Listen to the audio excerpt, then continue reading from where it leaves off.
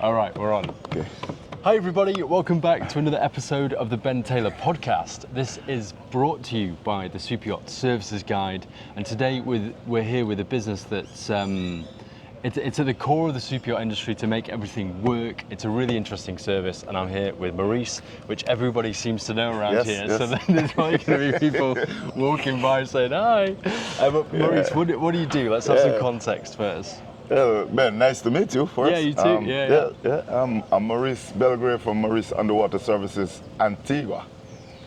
Yeah, here we offer underwater services like our name suggests, and untangling anchors, hull scrubs, propeller changes, and search and rescues. Like you see on my tag note, it says, recover your Rolex, which we've done. Yeah. And I have always thought when things go overboard, it'd be worth a little snorkel around, wouldn't it? It's not always that easy. It's not always that easy. No. Yeah, I'm sure. And also we does a lot of rescues out at sea. So we have like three crafts that we dispatch. I'm always like the head of it. And they're just dotted around Antigua, so wherever around like coastal waters, wherever there's an emergency, we work along APSAR most of the time. My VHF radio, which is the boat-to-boat contact communication, so that's right by my bed, and I have a loudspeaker there, so it's always on. I'm always listening. Even it's like a automatic recording, so you put the word bomb in the same line with president. Yeah. 3 o'clock in the morning I will jump out and head out to sea. And you're there, for you're rescues. on site, you go and help. Okay, and so let's talk about how you kind of helped the blatters. And in doing that, you then discovered the Super Yacht Services Guide, and that's kind of how this started. That went way back. I think Tristan was like 2 to 3 years old. I saw Tristan a few days ago, like Tristan is old. I'm looking up here. So Tristan, Andrew, and Caroline, they had a little yacht here, liveaboard. And one day Andrew was, the usual Andrew, busy doing what he was doing, and she tried to move the boat, and the anchor got stuck. And I said we more offer a service rather than a business, because we help 80% of the people most of the time, whether we give information or we assist. You just try and help, in every way. The commercials, the money, it's a bit, money will come. It's The money not will why come. you're doing it. You just help people out. It's a part of me, helping, sharing. So I was there, and she tried to move the boat by herself, and her anchor got stuck. I said, I'll get it for you. No, you don't have to. I said, I'll get it for you. Jumped over, pick up the anchor, and she went there. And then she came back to me, and she was so thankful. Caroline and Andrew, man, these are champions. And she said, you know what? We're doing this Super Yacht Publications that the book was about. A few pages. And she said, she asked me, how can I pay? I said, money? No, come on. I said, Maurice, we need to, She said, tell you what, we'll offer you a page in the Super Yacht Publications. And I thought, that's a good idea. That's a good idea. And we went for it. And so we had free publications for years, and we grew more than just meeting. So every Christmas there was a line sent, and then until the unfortunate passing of Andrew, it really touched. I know Caroline and the kids were there, but also, get back to us because we also knew Andrew and the person he was. So from then, I still keep in contact. I saw Tristan came down as a crew on a yacht. So, wow, Tristan is as crew now. It made me feel old. And then I saw Caroline. I was hoping to see Caroline this boat show, but she still has to do her motherly. Still has to be a mother. So the blatters, they've been very, very nice to me. Okay, and talk me through a few of these services. So it's it's underwater services. What kind of things does that encompass? Nastiness. Nastiness. Things going wrong Below the waterline. Every day, people, you know, I said to people, everybody comes to me, Maurice, I want to learn to dive. Diving makes money. I said, nope, wrong client. Yeah. You have to have the love for this career. Yeah. I said, career. Right? Unfortunately, it's my hobby, so I don't get tired. Yeah, you love it. Yes, so you have to have the love for it. So here, as you can see in the background, there's a lot of yachts on the marina. Yeah. And they are motor yachts. So years ago, when we started, I could have used one lifting bag. It's like a hot air balloon. Right, yeah. That you will take. So the thing is, you have to start swimming. A boat called and said, listen, after we have 15 boats on the marina, we need to leave. Every boat has dropped 2 anchors. Port, which is the left, starboard, which is the right. Yeah. So the first boat came in and dropped both anchors. Second boat came in, and they have to put it at a certain degree, so because of the wind direction to So hold you got these it. Y shapes going out all the way along. Exactly. Right, yeah. So the first boat come in and drop 2 anchor. Yeah. Second boat. Second one goes there. Yeah. Third boat comes right here. Yeah. And So by the time the end of the show, you have the first boat now want to leave first. So you have right. So you got this 5 overlap, chains but you over there. Yeah. right, and you want to leave first, but my anchor's actually Exactly. laying over yours. Yeah. Problem. And some captains decide to empty the chain bin. So sometimes we start searching the anchor. We say we're going to Montserrat. So you have 5 over the starboard, 4 over the port. So you have to come now with a bunch of buoys with lines. So we start from the yacht that wants to leave. Yeah. And they're going to tell you, we want to bring back the starboard anchor. Okay. So we start on the bow of the yacht. Let's say yacht Alfanero. Okay. So we start here on the bow, and we swim. We dive the chain. So the chain now is buried in the mud also, yeah? Yeah. So every offending chain, every chain that has crossed that chain, the Alfanero's chain, we have to mark everyone. So you'll see from the bow of the boat now, you'll see a series of buoys, and every one of those buoys are offending chains.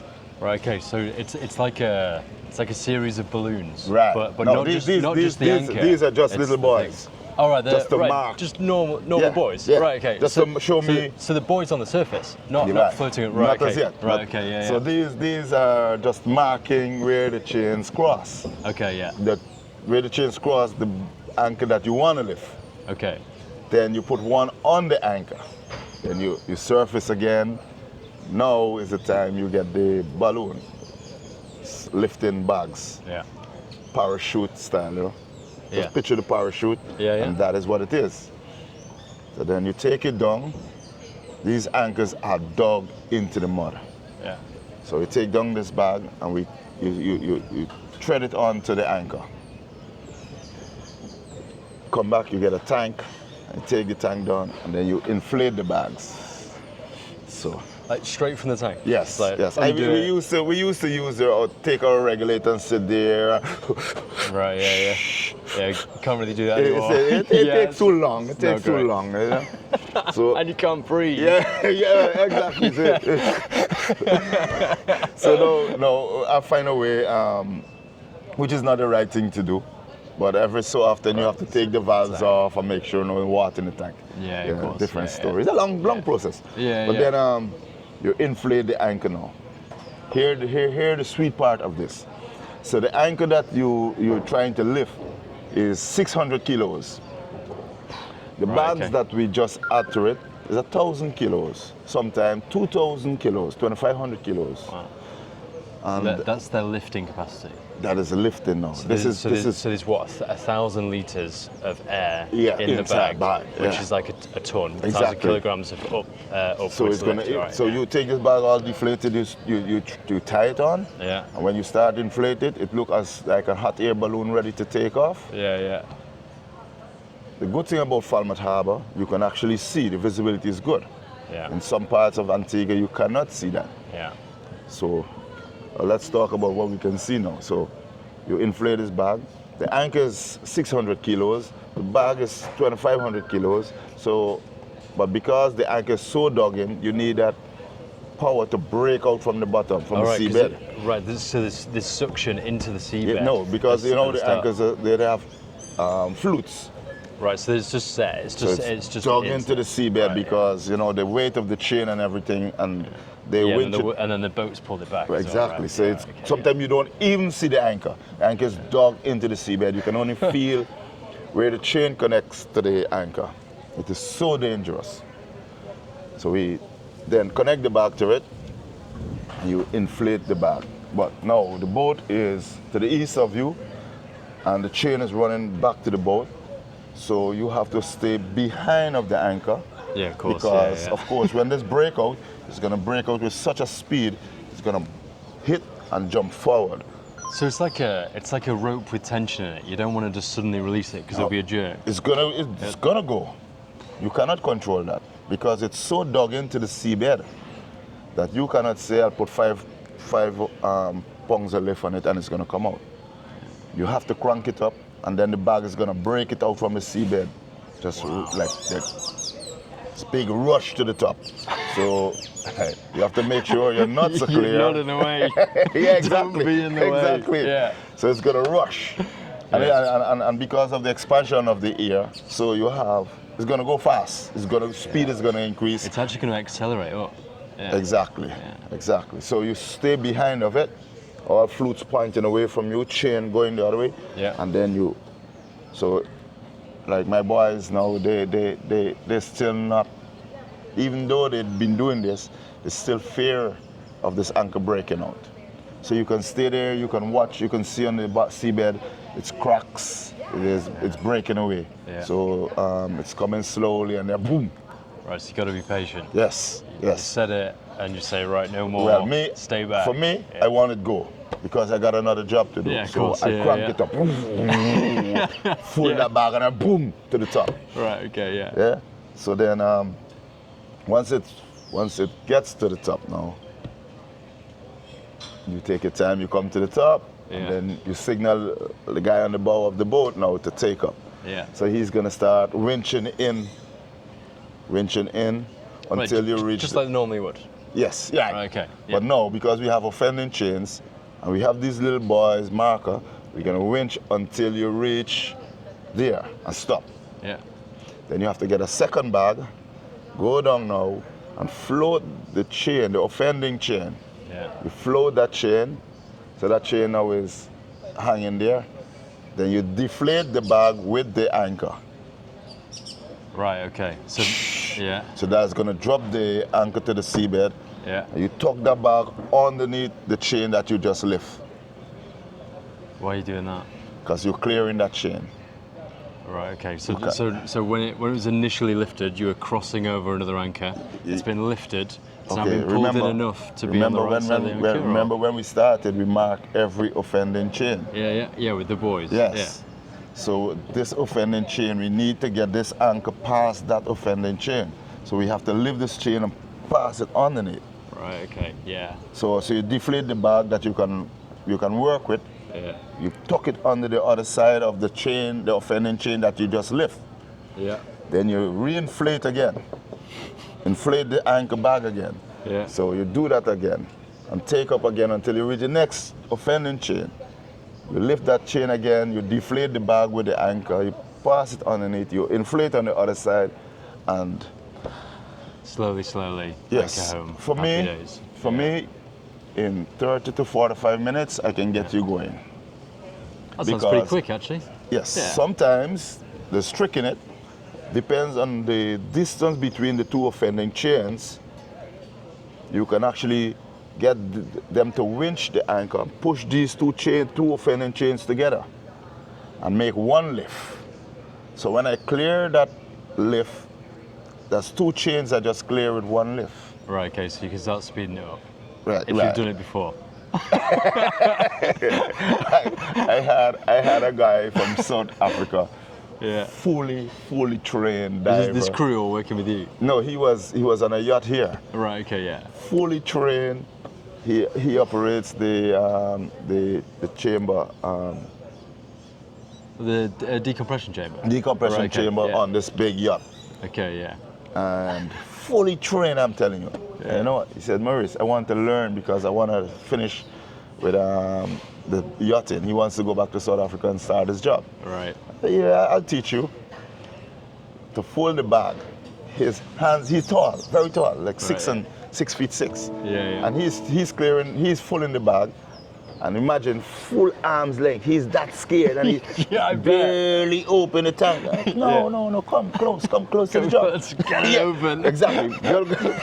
Watch this.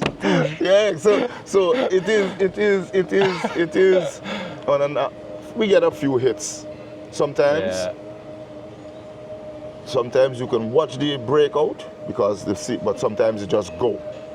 With that, all you have to do is hold on to the bag, spit your regulator out, breathe out as fast as you can, Yeah, so your lungs empty don't pop. lungs, Yeah. and you ride it to the top.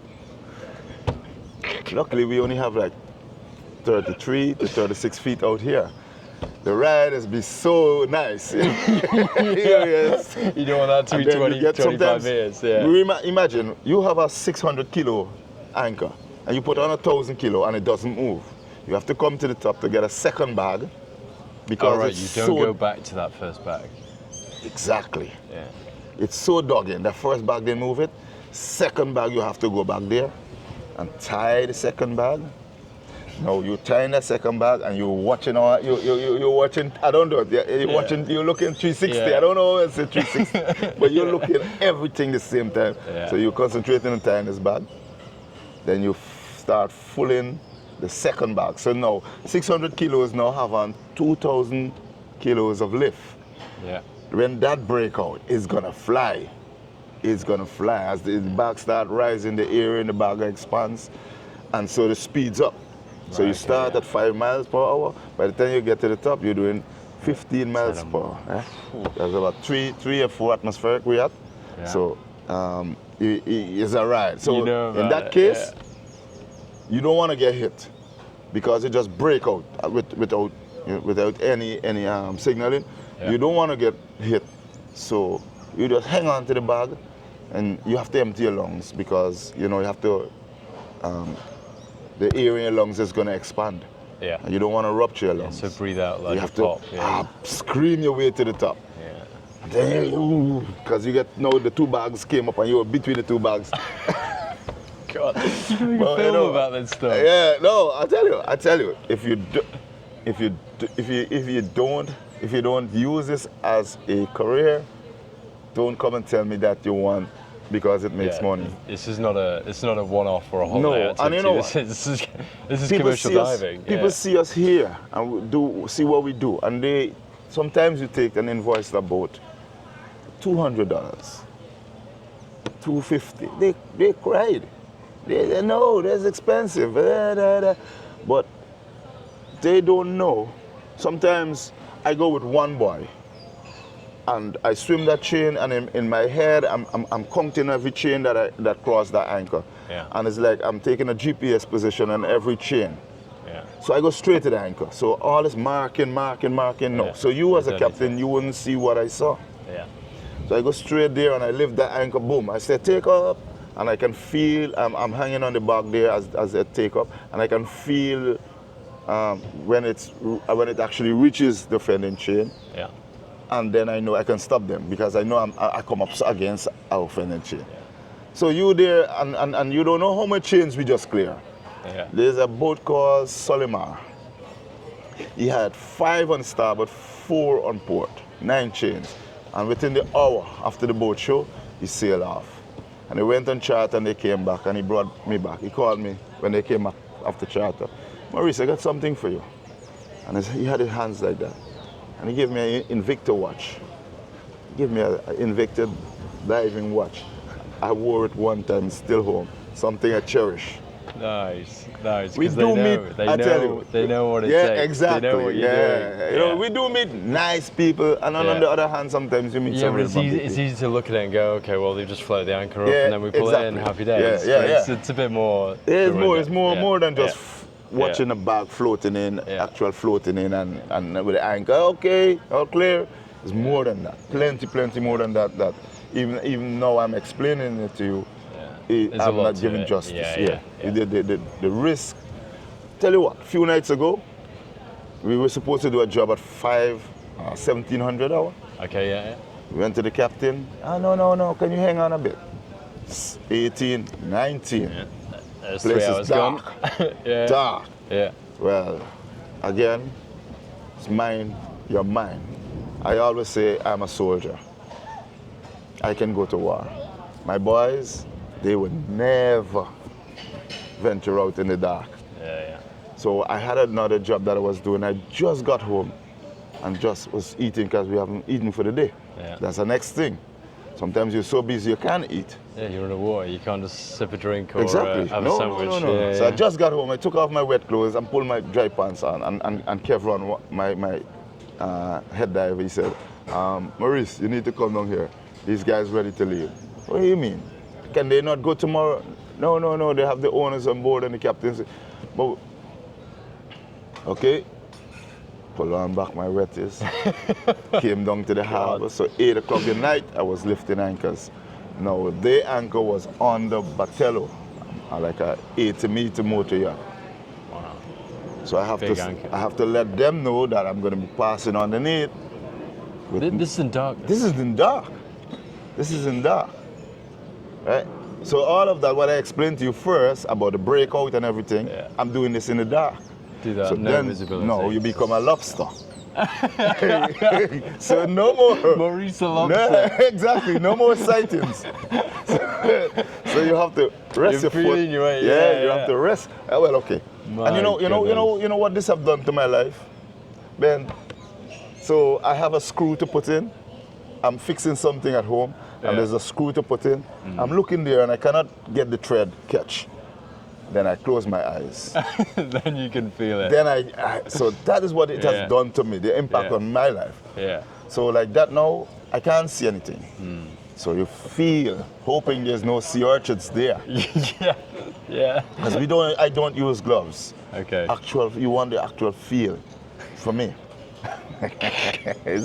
Yeah, my mom, I hope my mom won't watch this video. You'll be in a lot of trouble. She was a nurse and she never ever wanted me to dive. Yeah. Never. And then you're doing this stuff. I know what, I enjoy it. It's my hobby. Okay. But I rest my foot on the anchor Yeah. and then you start inflate and so you can feel You the feel breath- lifting, like you right. feel your foot. Like and then the bag is gonna start. So you full in the bag at eye level, and then you feel the bag start. The eye level now becomes over your head, so you know it's going. Yeah. But you standing behind of it still. You must feel where the stock connects to the chain, so you know you should not be that side of it. Yeah. So you come from the back of the anchor. Yeah, of course, So once yeah. you're there, it's never gonna jump back towards you. It's always gonna jump forward Yeah, of towards the boat. Yeah. And yeah, that's I mean. And you're out of the way. Sometimes I wonder why. But I have 4 daughters, and now I have a I bet granddaughter. they're just as worried as you are. So Stop doing this, Dad. I have to every day pain. I drink a painkiller or flu. Sometimes I force it. And when I blow, I have, mucus Yeah. with blood, Yeah, streaks you of gotta get blood. rid of it. Because it's not. To be honest, it's not an easy road. It's not you're an not easy kidding, road. yeah. I mean, and so outside of moving the anchors, Yeah. what are the other services? You mentioned salvage and that kind of yeah, stuff. we did. We like my guys are over there right now. You can see the dive flag over there. Oh yeah. So see, they yeah, just yeah. finished scrubbing the hull of this dark blue yacht here, Yeah, Athena. Yeah. So what happens? The antifouling paint, the paint that they put on the bottom to prevent growth, is not like before because of the environmental people and everything. Yeah. So now certain chemicals are not allowed to put in the paint anymore. Okay. Yeah. So the bottom paint is similar to the top side paint. So it's Okay. just like you take top, so it will grow. Right, so okay. ever so often you So have there'll be to loads of bow fouling Right. all down it, just below the waterline. below the water Yeah, line. maybe a little So bit, there's yeah, that. right. Right. Yeah. And so you have to scrape. we use the taping knives, drywall scraping knives. So when I go to the States, I go in Home Depot and I pick up all of the shit. All, because we cannot get them here. Right, okay. Or what we get here is not good quality. Right, okay, yeah. So you have to scrape and then wipe. And this is what I'm doing here is one action. Scrape. You got to do it quick. Scrape, wipe, or done, else, carry on. Imagine you have a boat like Motor Yacht A. Yeah, big one. Yes. Yeah. So it becomes an involuntary act to you after, and there's nothing to hold you up. You know, people say, well, you hang on ropes. No. So again, your lungs is like a flotation bag. Yeah. So you involuntarily you take in air and you rise, and every time you take a breath, it brings you up. Yeah. So and then you breathe out, you drop. But you're in scuba gear. Scuba gear, but we don't use BCDs. We use just long hose. Just a long hose. With the reg on the end. We have what we call a hooker. Okay, yeah. I can see the line just on the surface. Yeah. We get problems when we are. And the bubbles are down the front. There they are. so you're not kicking. You're not doing much kicking. Right, it becomes an involuntary act. So you just know when to dump. You just kind of get so it. Maybe we can start the movie Karate Kid. You're scraping and you're wiping. Do this action 1,000 times, then you're ready to go to the boats. Yeah. So so then we clean. Yeah. Then we'll have to scrape the propellers because a lot of crustacean, barnacles and stuff, they love that. They hold on to the propellers. Yeah. So we scrape them back and then polish them with wet and dry. So make them shiny again. Yeah. We change the sacrificial metal, because where you have this similar metal, you have what you call electrolysis. Yeah. So the scientists have came up with this idea to put the sulfur metal, which is like zinc. Yeah. So you attach it to the boat. So sometimes you have to change those. You also change propellers. Propellers, again, is not like the conventional fan blade where it just one set pitch. Now you have max prop, you have variable loads pitch. Of different types. Twin props, big props, small exactly. props. And the blades rotate. So sometimes you have to take them off underwater. Do not drop anything. Do you do the big propellers? Yeah. So we use a float bag again when they come off and hold the boat? We have big plates that goes behind the propeller with threaded bolts. Okay, yeah. And big hydraulic jacks. Oh, right. Oh, wow. So just to get enough force to pull them off? Pull it. And then with a sledge. Yeah. I had a diver in mind, like, feet on the other propellers and pulling it with your hands, but it's hydraulic. I have a container with all these gears. It's unimaginable. The amount of things we have to do underwater. Again, so that is that with the hull scrubs, the prop changes. Yeah. Ever so often people misread the GPS and end up on the rocks. So we're at home, 3 o'clock in the morning, and you hear Mayday, we're sinking. Yeah. So what I did, I just bought a big box truck like they have in England, because I did some work in England. Oh, yeah? I did some nursing in England. I was a home care nurse in England. So what I saw, when you call an agency, they send this cargo van. Right, yeah. So I did that. You saw the box trailers that they just kind of hook up and go on. Everything is in that truck. So when I park it here. Yeah, I just seen it this morning, yeah. So when they say the Mayday, I jump on it, call all my guys, who can meet. We get down here, we jump in the boat, we head out, crash pumps. If it sink, well then it's not a rush anymore, because we'll have to get things together. But if they're sinking, if they're taking on water, there's a chance to save it. You can't save it, which we've done 3 o'clock in the morning, things like that. So again, I'm always the one to jump over the side, swim into that boat, and that is what, it's no, I don't want to say there's no fear, but for the love, there's a lot of danger. Yes, for the love of saving, and I will go. I will swim through the reef with a rope behind me and find the strong point in the boat. Sometimes you have to take the rope right around the boat. Because I've been doing this for years with a guy called John Bentley. And my job was always the young and strong to tie 600 feet 2-inch line around my waist and swim into the reef. And then they on the tug and they'll pull. And I'm always on a sinking boat. So and then, but I've learned. And I enjoy teaching young, because I mean, things have changed a lot now, you know. Yeah. There's not much for the youngster. They're thinking about going other ways. And so I find it very hard. Yeah, it's fulfilling. To teaching. Fulfilling its purpose. Yes. So, like now I have a 14-year-old, and he was being with me from maybe 9. But he's diving, he's pushing his weight with the other big guys, he's doing his thing. When school is out, he's here. I have another young fella there, he's about 18. He's also doing the thing. And we teach and we party. That's the next part of Maurice Underwater Service. Yeah. We party for the boat show and the sailing week and all of that. I'm the best dancer. Yeah, so it's work hard, play hard. Yeah, play harder. Awesome. Yeah, awesome. So, but now I've gotten a bit wiser. I'm not saying older. I've gotten a bit wiser. Yeah. So we don't really drink like before. Yeah. But that's the call of. You gotta go. No. So you realize the ringtone was different from the others. So Yeah, even when I thought you were about even to when swing the up, engine yeah. is running, I can hear that. Right. Yeah. Right, Yeah. so but all in all, it's been wonderful years meeting people, sharing ideas, and helping and sharing a service. And for the Super Yacht Publications, I want to say very thank you to Super Yacht Publications for what they're doing. I saw they expand right up to the north, to the south, so they spread. Now the books are much thicker now. Yeah. Which means I call it the Yachting Bible. Anything you want there. Also, before I forget, we also offer, because of so much information sharing, I'm calling taxi guys. So my wife now, we're into the taxi business. All right, yeah. So we got a taxi business, and it's called Bubbles Taxi. Bubbles Taxi. Yes. There we go. I introduced it to her just now, and then we've built a little apartment on top of the hill.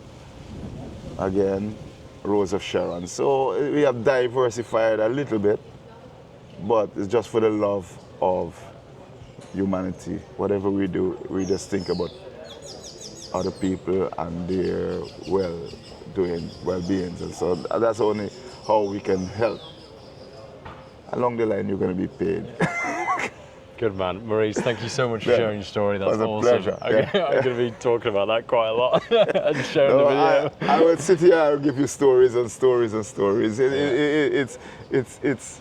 It's never ending. Every day there's something to tell. Something's going to Something happen. to tell. Yeah.